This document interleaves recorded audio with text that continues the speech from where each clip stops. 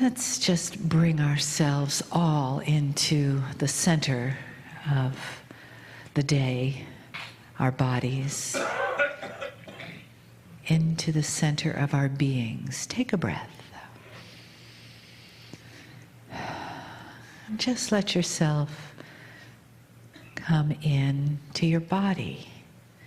Let your consciousness drop down from your mind into your heart, into your belly, and then feeling your feet on the floor so that you're one being together between heaven and earth.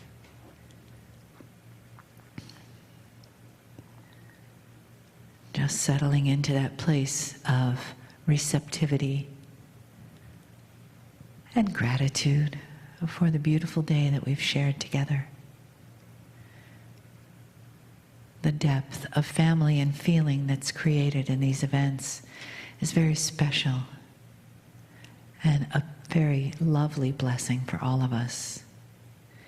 And know that the energy that we create here and we create with the entourage of Kryon goes with us out the door and is always available with us. And that the healing energy that comes through during the channels is equally as resonant in healing for you as the words. This is something that Kryon has promised me. And so I give that to you as another gift from Kryon that we have at this time and in this love, the ability to receive healing from the messages and from the soul of those that are beyond the human form.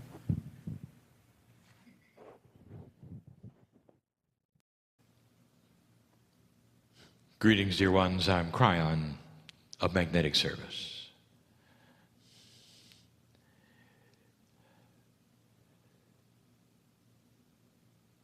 There's so much to say that I can't say. The reason that I cannot say that is that there are no words. No words that would adequately express that which we feel for you. Group after group like yours, we have talked about things that are so important to us, to you, the meld between us, the way we feel to you, the congratulations we have for you. Dear ones, inside you, the predominant thing that we see is us. There's God in you. Regardless of all other messages from all the rest, anyone channeling, reading, whatever, if they don't tell you that there's God in you, then walk the other way. The creation story of the planet says there's God in you. The masters who walked the earth said there's God in you. All of them. This is the theme of the day. And what you're trying to do at this point is connect. It is the reason perhaps you would come to a channeling instead of another kind of a meeting. Listening for the jewels from Spirit, the things that you would relate to, that which was love.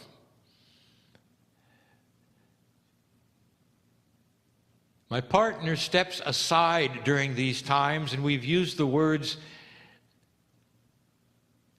that he takes his filters away. And I want to talk about that tonight.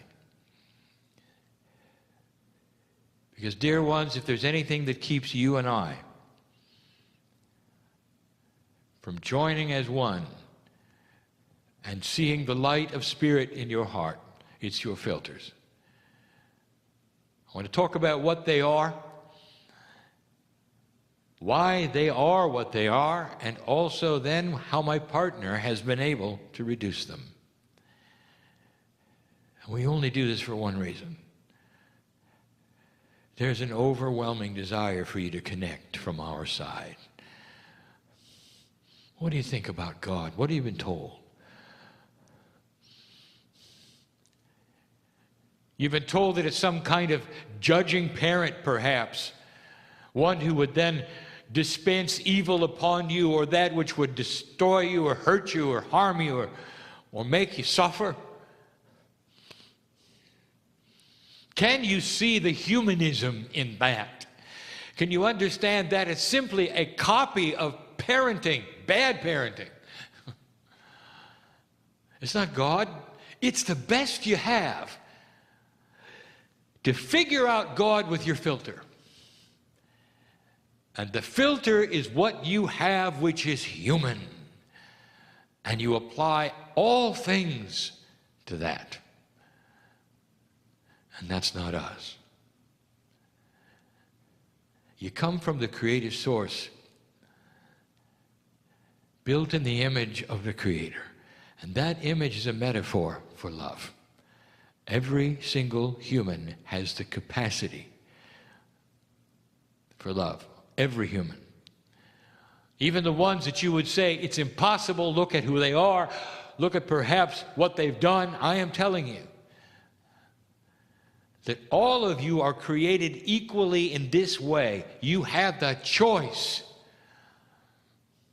to follow the high road to God or not. That's the duality that lives in each of you. To go into a dark place, to talk about dark things,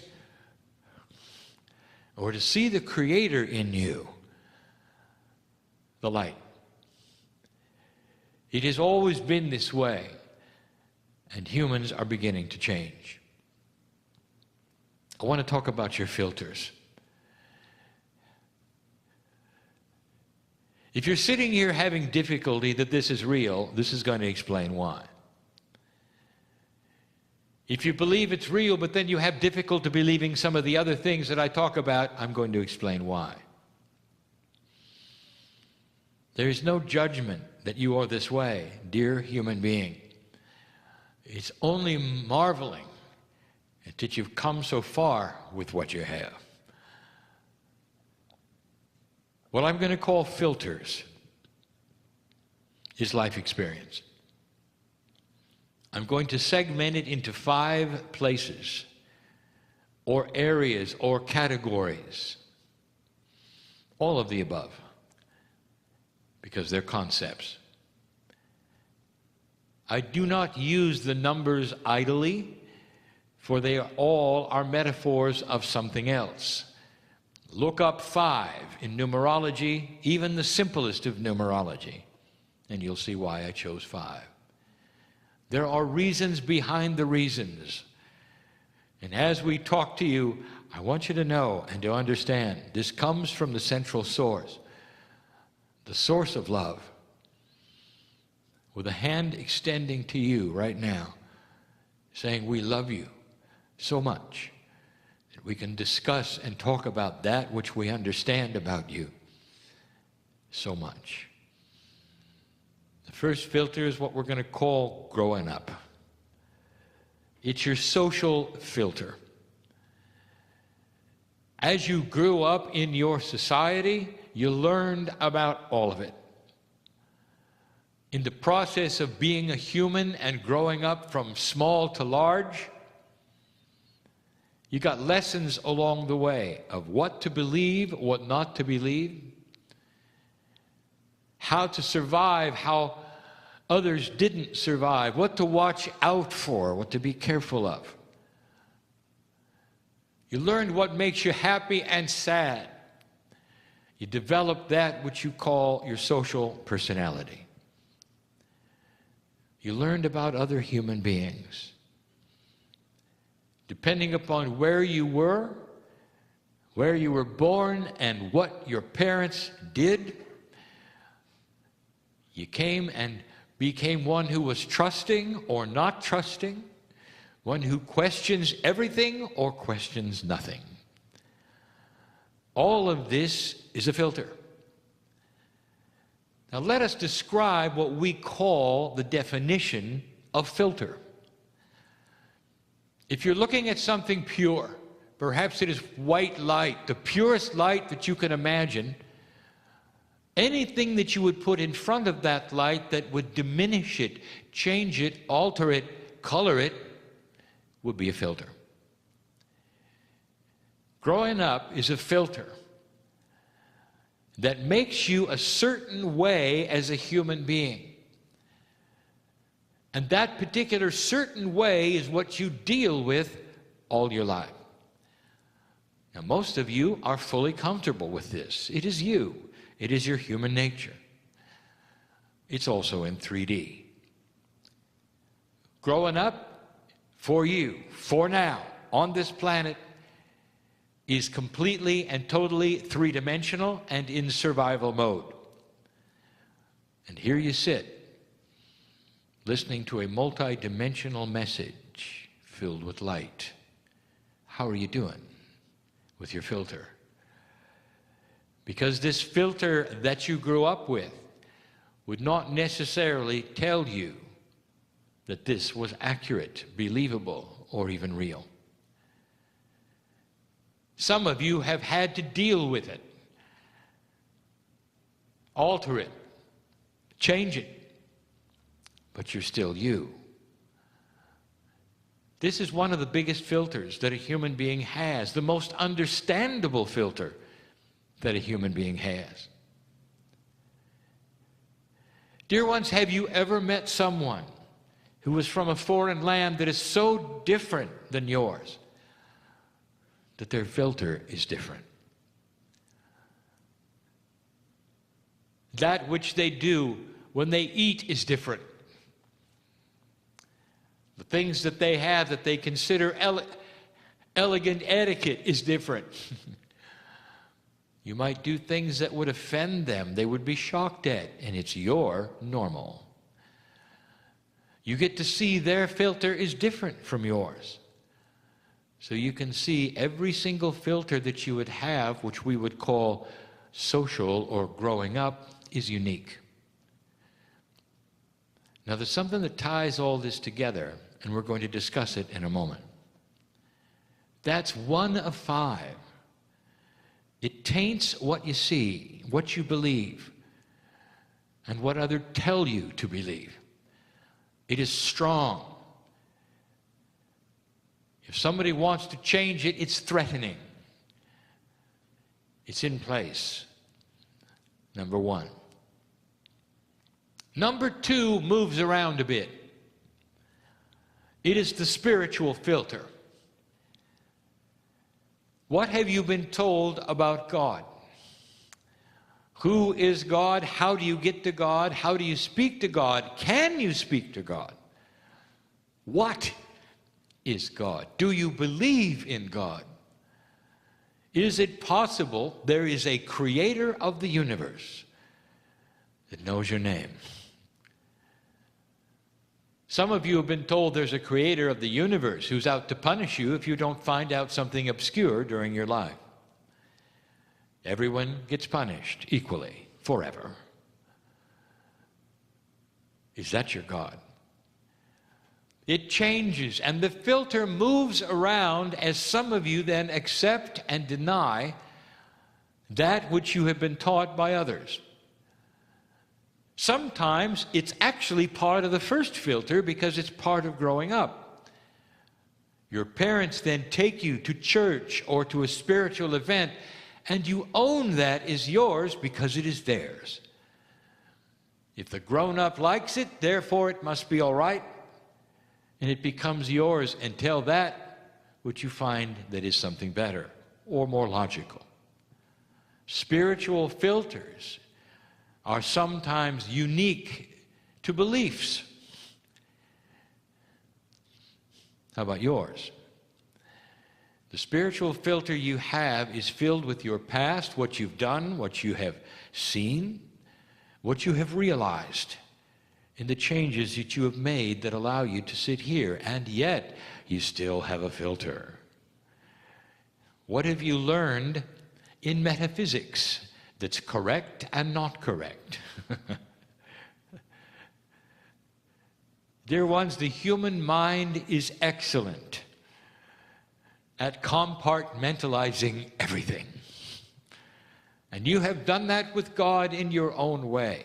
You must set a boundary, you say, of belief. Some of you still sit and wonder whether the transmission I'm giving you now, to use that word, is coming from the man or the other side of the veil. And then if it's coming from the other side of the veil, is it totally accurate or is it filtered by him? That's your filter judging a filter. Your spiritual filter is important to you, not in growing up, but in life. For how you see the Creator then tempers how your life goes, what you will do. Are you fearful? Are you joyful?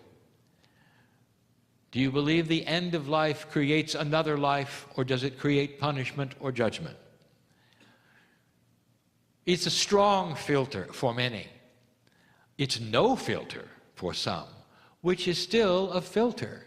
If you do not believe in the creative source, your filter then will not let one in if you see it. It's a filter. That's number 2. If you put the filters together, then they make that what you're trying to see a little more difficult. Each filter dims the light that you would like to see that is pure. Each one. If I give you a scenario you've never seen before, that you never had when you were growing up, and that's outside the box of your spirituality, what will your 2 filters do? They'll be in place, strongly in place. You'll be holding them with both hands, so that you don't get a surprise. This is human nature. Protect your filter. It is part of how you think. It is your mind. And I'll tell you why in a moment. The next one, believe it or not, very important, is your gender filter. Each of you acts a certain way, behaves a certain way in certain companies because of who you are and your gender. The model of your gender, what did your mother tell you about what a woman should be like?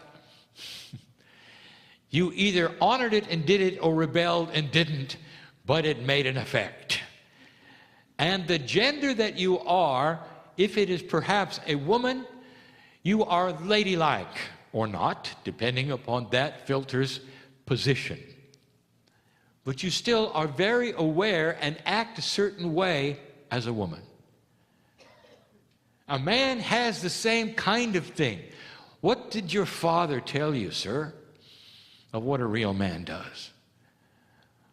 And there would be those say a real man is one who will never back down in an argument, or another say a real man is one who has compassion for all. 2 different kinds of instructions, 2 different filters that tell you who you are as a male. The gender filter is a strong one. It defines you with other genders. You have camaraderie with your same gender because you've been told the same thing, and you relax within it. Perhaps you're uncomfortable being in those around you that are not your gender. And if you are, your filter is on overdrive. It's working the puzzle because you're not that gender. It's a strong one. What does it bring to the light, you might say? What does your gender have to do with looking at pure white light, which may be the creative source? How would you then interpret it differently as a man or a woman? And do you? And the answer is, oh yeah, you really do. The male filter, that is a gender filter which is that of the male, will be less receptive to that which is gentle than the woman. And the creative source of all things is the most gentle, benevolent, easy love.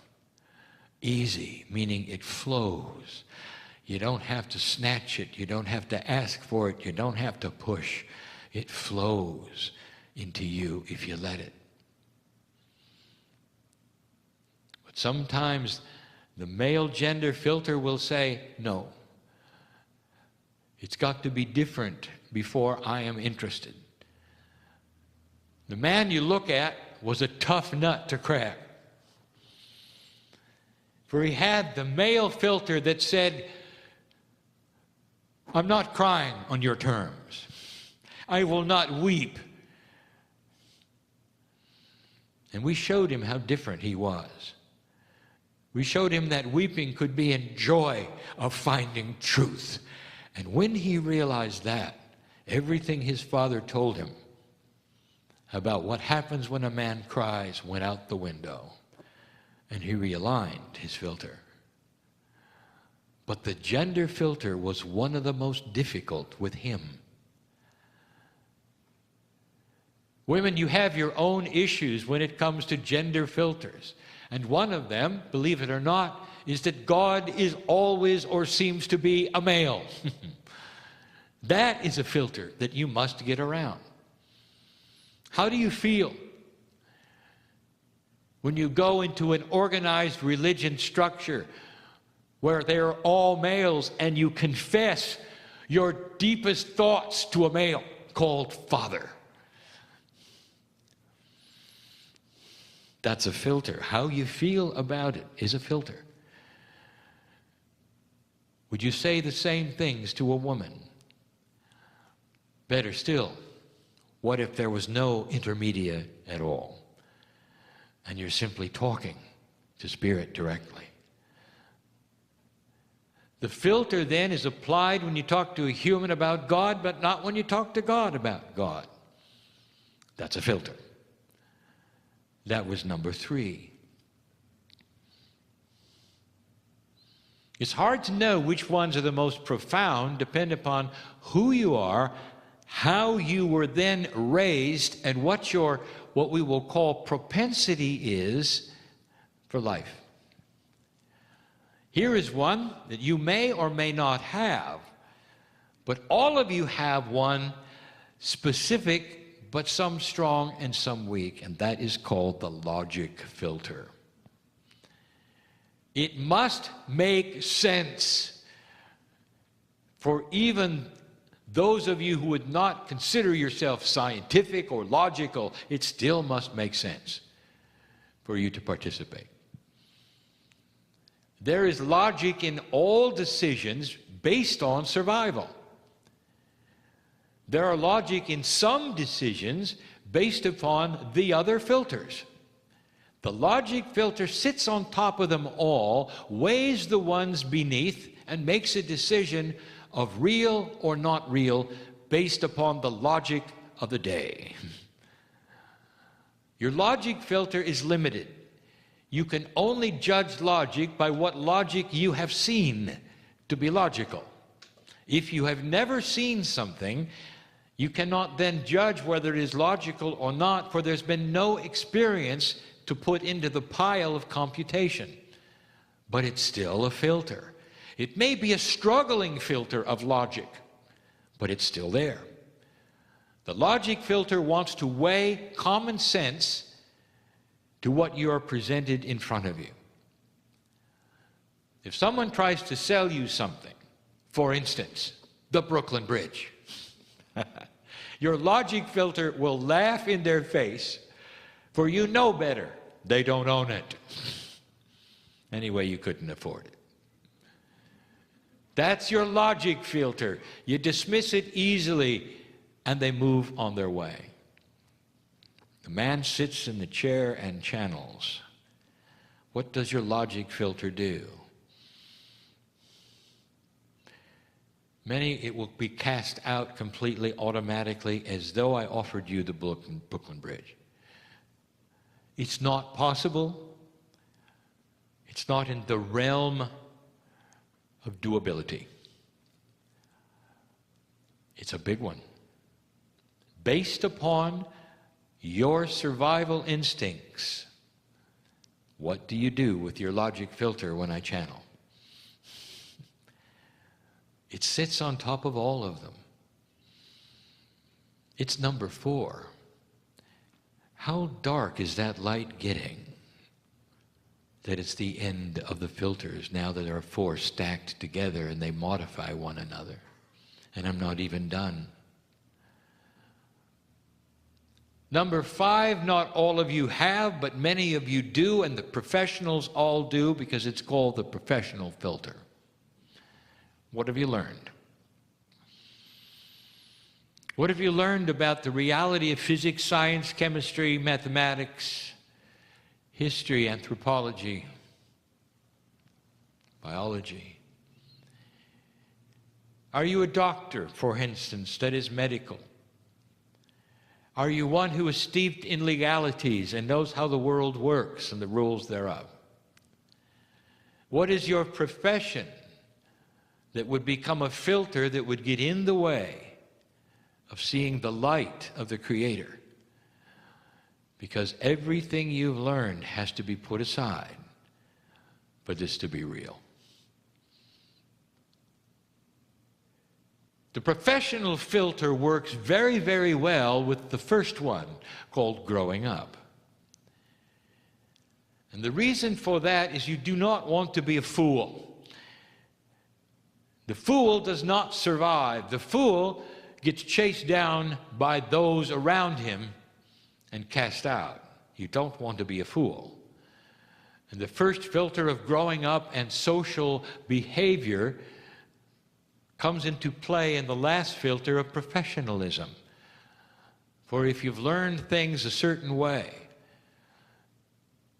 and you even think for a moment you might believe that all this is real, you flash back to what people will think of you in that filter which is growing up. It's there. It's complex. If you're a physicist and I tell you your laws of the universe are incomplete, there's something within you, even though you sit in this meeting right now, that twitches. Because we've just said you're wrong. And you spent all of your life trying your best to figure everything out. We don't have the heart to tell you how wrong you are. And only discovery will show that, and that's going to be all right, because humans did it. You can have a discovery that's going to put everything you learned on the table and start over, and you'll celebrate it, especially if you're part of the discovery team. That's a filter you can rewrite yourself automatically. But when it comes to me rewriting it, that's different. That's a filter. Now you've got 5. Imagine looking at the bright light of the creative source. With physics you don't know anything about, and spirituality you cannot comprehend. With a depth and integrity and finesse that you cannot even conceive of love for your soul. Put all 5 filters in front of it, and you even wonder if there's a light at all. Am I getting through to you?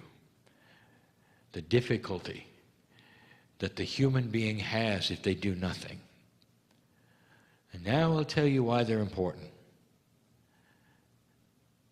Every single filter that you have, from growing up to being a professional and learning science or whatever it is, has been brought to you by a human being that you trust. Sometimes it's a parent, a mother, a sister, who teach you the way of life. They're your mentor, your mold, your model, and you love them. And if along the way there is someone who tells you it's different than they said it was, it is an insult to the one you loved and probably don't have around anymore. Do you understand the emotion of change? Your filter is cemented in place by love and admiration of those around you who taught you and gave it to you the best they could. What an oxymoron this is, that the filter cemented by the love of those around you who gave you what you have has to be put aside for the love of God. If you only knew that they were all tied together, that there was a confluence, a system of taking the filters out of the way just so that you could see the light so perfectly, and yet all of them work together. Would you do it? Some of you are doing it. May the listener understand this as it is given to you. My partner had severe filters. As an engineer, he had learned things a certain way. Professionally, growing up, a big filter of spirituality, growing up in an organized religion. The walls had to be removed, and yet he was taught that by a loving source. He thought it was right. What do you do with a filter like that? How can you then take it aside, even for a moment? What do you do there? I want to tell you what he discovered. And I want you to listen. And some of you will understand it and get it, and some of you won't. It doesn't matter what you were taught, dear one. It really doesn't. The people who taught it to you, whether it was your parents or your friends or your teachers, your loved ones, many of them are gone now. And I want you to know what they're doing. They're right here in this room looking at you, telling you there's more than they knew. There's more than they ever could know. And they did their best, but listen, because they want to give you new filters. The truth as it is from the other side of the veil, from those who have passed, perhaps, and gave you what you got. The confluence of energy that will make the filters transparent, even for a moment, so that you can see the light and understand, is love. When my partner sat in the chair for the first time, we said nothing. He didn't hear voices. There was no channeling. He would have run the other way. We gave him love, and he wept. It was the great equalizer. The first filter of logic was dismissed completely and totally through love. Everything he thought was not possible, by sitting in the chair and assuming that he could then connect to the other side of the veil, was against everything he was taught in his religious box. And it faded away in an instant when our arms went around him and he cried. And it felt good, even though he was surprised, shocked, even angered by something, because he was out of control.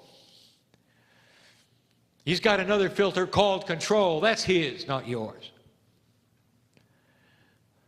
And he did it again. He sat in the chair again and again and again. He sits in it now, and the same love he felt there, he feels now. He's not with you right now. He's somewhere else, listening. He's in a place that we have described before that is so beautiful. He's tethered, so he cannot go to the light. That'll give you an idea where he is. That's what we showed him when he sat in the chair, who he is, the light of God that's inside him. And all of a sudden, the filters started to be transparent. It didn't matter what he was taught. He saw a big picture. Human beings need to have a time frame where they can heal the filters, make them transparent, rearrange them and rewrite them by constant repetition, perhaps, like he did in the chair. It's tough to take a filter called growing up and change it instantly, to rewrite everything you've ever known. It doesn't happen that way. It happens gradually. Each one of you in the room and listening to this has their own filter set that will then be rewritten gradually if you choose. The filters are interactive. One affects the other. And as soon as you are able then to rewrite one, for instance, the logic one, the spiritual one, the others, you start to understand better. Well, this can change if this changes. Well, maybe this wasn't exactly right. I want to tell you about the big filter, the one we have for you, the love filter. It starts to give you an impression of compassion. And you start to understand that those who taught you what they know gave you the best they could. And if you know something more than they did, it doesn't make them wrong. In fact, they're celebrating the fact that you figured it out more than they did. Whether it's a teacher in school that gave you science, which has now been usurped by greater science, or whether it's a pastor in a church who introduced the love of God to you. Whether it was your mother or your father that told you the way things were, and you learned differently. The overall filter of love gives you compassion for them. You don't feel you're insulting them to move ahead. It's called wisdom. The filters will clear slowly by themselves. Sometimes they'll clear more than other times. When you meditate, or when you're here, perhaps in a group where others are working with you, and I am here in this state, the filter will open up and you will have an aha that you might not get at home for a while. The more you work with these, the more you apply the common sense of God to them all. The more you ask for clarity and discernment, the clearer they become. And then when they are clear, you still have your personality, but it's not the one when you were growing up. It's the one you chose now in wisdom. The gender that you are, male or female, is not what you were told it should be, but it then takes on its own life, the life you chose, what a woman does or is like, or a man is like, who is in love with themselves. Not what your parents told you or what Emily Post told you, but what you told you by connecting to the source of love. You're creating a filter that is new on the planet. The compassionate human, the new human. That's who you are. The spiritual filter is one you are opening and realizing and creating all by yourself, not from what you were told. You're going to throw away everything that anyone ever told you and create your own by current spiritual feelings and events, by a new energy on the planet that was never there when you started. Professional, no matter what you've learned, your wisdom says you don't know what you don't know. There are better ways of doing the things that you have learned in all sciences, even legal. Better ways than you know that are coming, that are going to make more sense to you personally, the country, the earth. Systems are coming. You'll slap your head someday and say, why didn't we do this earlier? What were we thinking? Because you don't know what you don't know. The filter of intelligence is starting to move, along with wisdom. All things that will embrace the light and not dim it. Dear ones, we've used metaphors tonight, too many of them. We've given you things to think about. I'm asking you where you are in the filter scenario. What is it that you won't let go of and why? Why are you hanging on to certain things when perhaps those who gave you those certain things are even here in an esoteric way looking at you and saying, listen, it's okay. The love of God is here. It's all that matters right now. It's your connection to Spirit.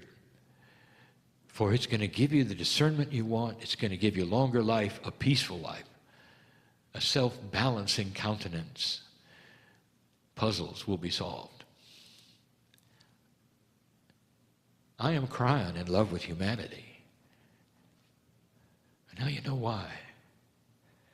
Magnificent in all things. And so it is.